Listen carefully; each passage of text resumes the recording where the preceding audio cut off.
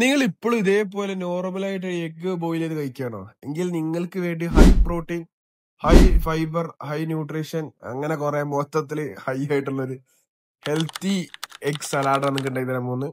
ആദ്യം നമുക്ക് അതിന് വേണ്ടി ഞാൻ 4 വോളൊക്കെ എടുത്തിട്ടുള്ളത്.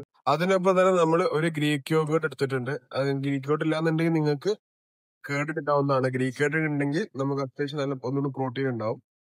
അതിനുശേഷം നമ്മള് മുളകിന്റെ എഗ് യോക്ക് മാത്രം മാറ്റി വെച്ചിട്ട് അതിലേക്ക് ഗ്രീക്ക് യോഗേർട്ട് ആയത് മിക്സ് ചെയ്യുക.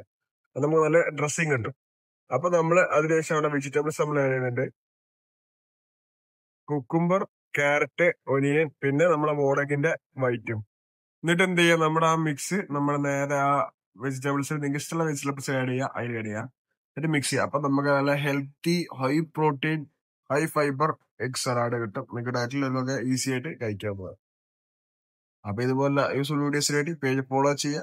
അപ്പൊ ഓക്കെ, ബൈ.